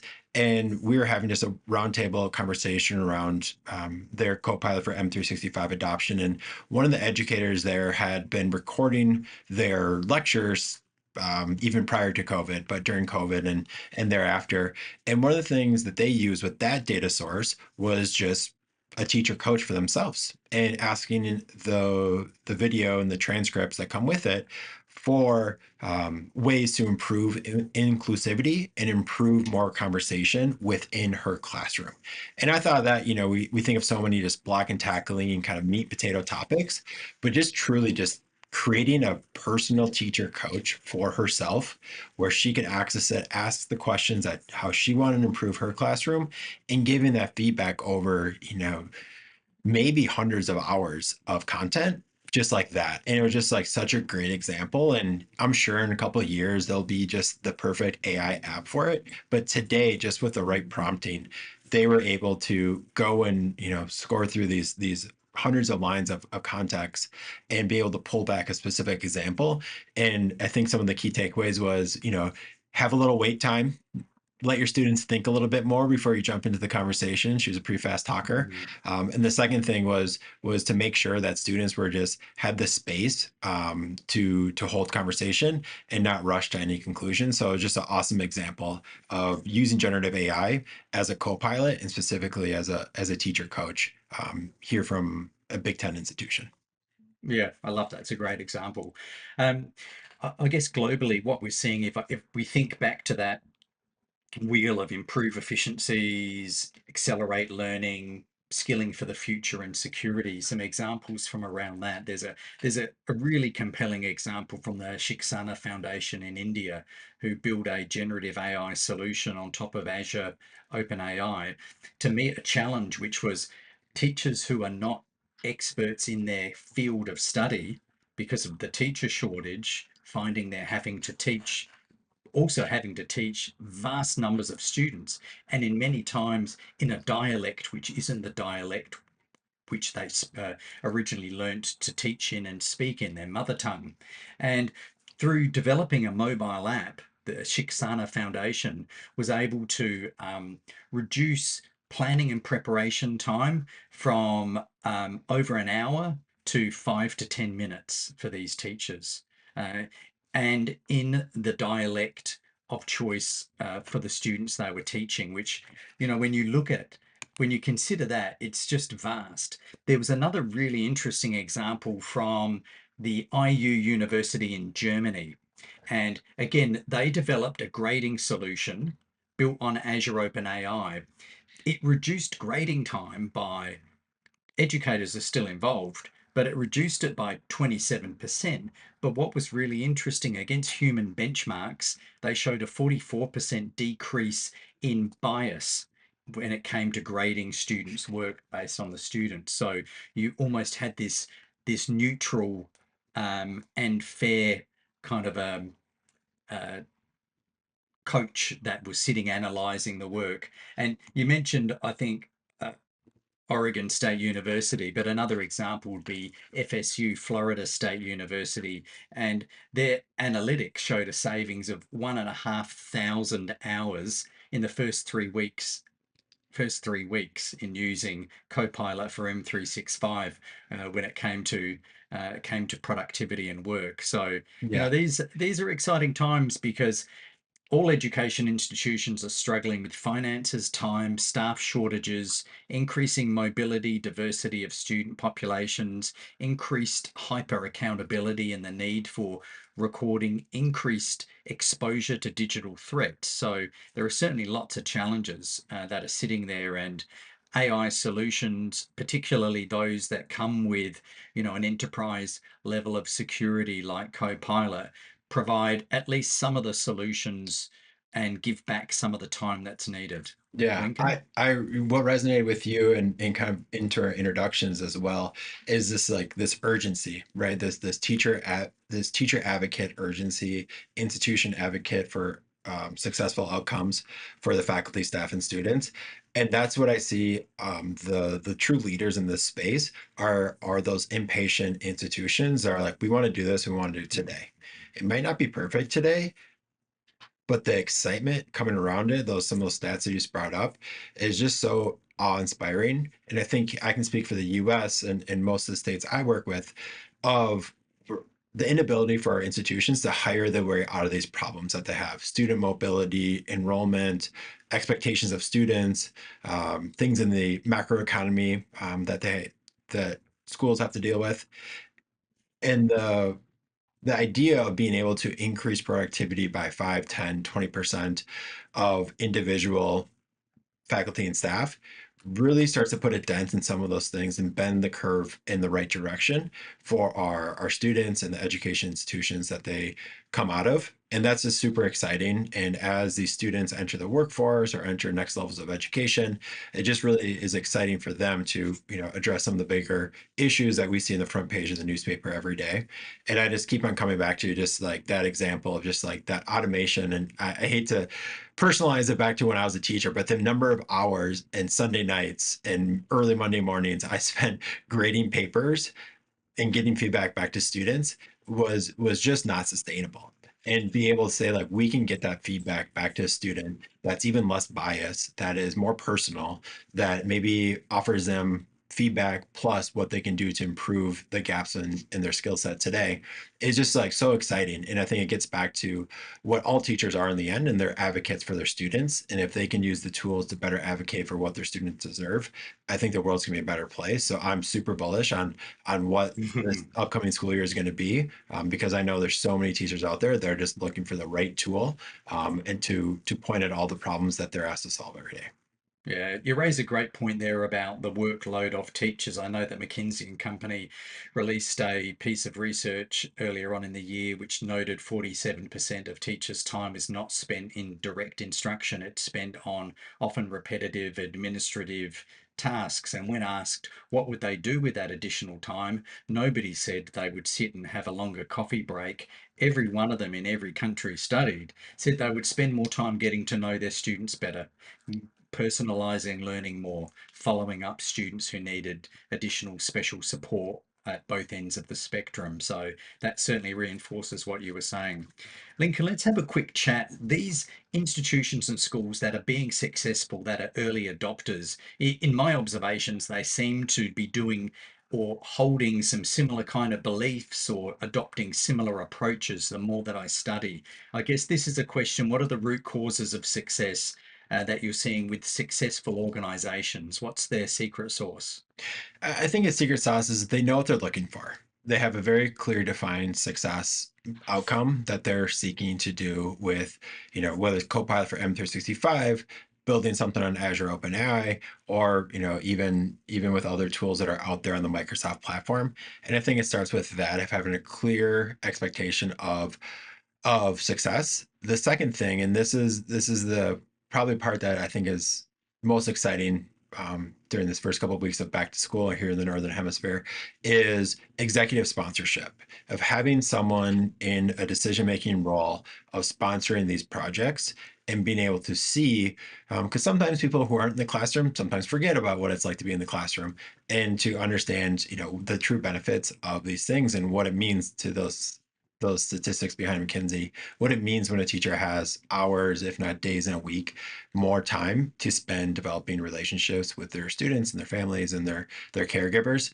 I think those are the two things of success metrics and executive sponsorship, of these institutions that I would consider leaders in the space. Great. And yeah, I'd agree with those. And from my perspective, and also sitting on a few different school boards, it seems that the successful organizations globally have connected their existing vision for the purpose, their priorities to the AI agenda. So AI isn't being positioned as a technical solution, it's being positioned as a vehicle to achieve their broader educational vision. They seem to be more successful where it's connected to curriculum and is explicitly addressed in the curriculum as a must do, where they run pilots which involve and empower educators, where they develop policy, particularly co-develop policy. And I've seen some really interesting examples where student bodies have been involved in developing policy. That's had great impact. And creating those guiding committees, which represent all of the levels within the institution: IT, leadership, curriculum, even social welfare, finance, when they're all coming together as like a horizontal connector. Let's talk about just briefly some of the resources that we have available to support our listeners here on their AI journey. The first one that I want to call out, handy QR code there, is the Microsoft Education AI Toolkit. This is designed for leaders. And this contains built-in prompts, examples from across the globe. It includes information about establishing policies, guidelines, and guidance with educators within schools and institutions. Very practical with an amazing appendices. The other one that's there for your viewing pleasure is the AI in Education Special Report. And this pulls out a really interesting piece of commentary around a tension between high familiarity but low understanding of the AI itself. So people are using it but not necessarily understanding how it works. It also draws information from leaders, educators, and students, different use cases for how they're approaching using AI within their work. So we would recommend that you access both of those. Lincoln?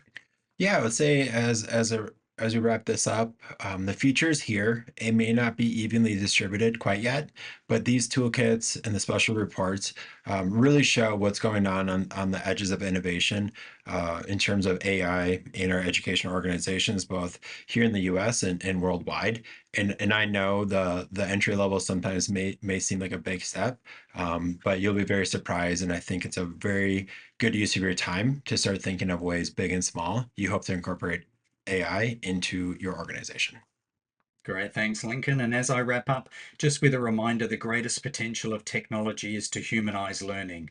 If we keep that in our mind all of the time, we'll be making decisions which are human-centric.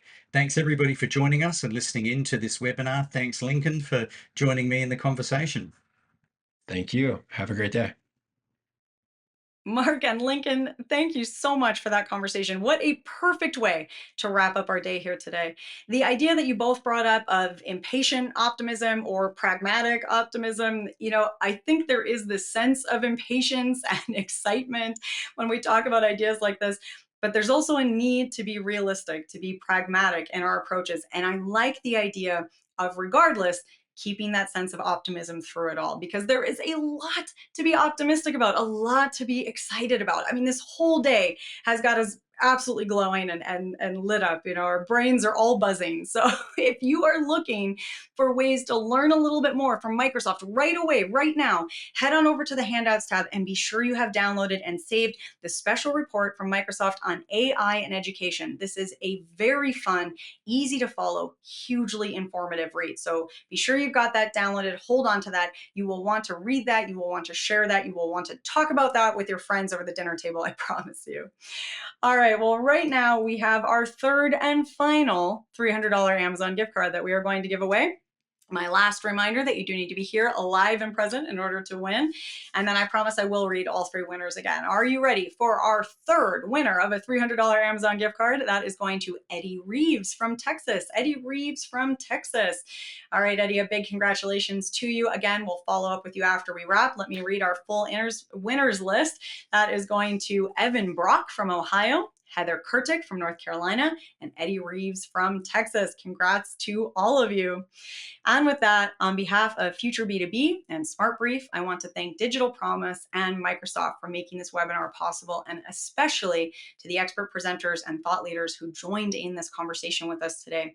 But my biggest thank you really has to go to all of you for attending today and throughout the AI Summit.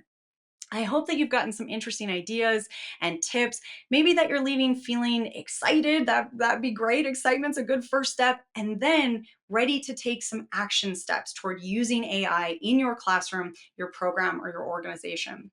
A quick reminder before you head out about the Smart Brief Innovation Awards. If you are interested, hop over to the handouts tab. Make sure you've got that link open. The deadline is tomorrow. It's coming up very quickly. That's September 20th. And a reminder to go back and check out all of the previous summit sessions on demand. It's all there for you at the Future B2B YouTube channel. This one from today will be available shortly as well, so stay tuned for that. I know there are so many wonderful and insightful takeaways from our conversation today. I definitely need to go back and rewatch a few times myself, reabsorb all of that good insight. Well, I'm sorry to say that we are at the end of our session here. I wish we could keep going because the conversation is always evolving, but we will wrap things up there for now, and we will hopefully come back and join each other again soon. And until then, I hope you have an absolutely beautiful end to your day. Thanks all.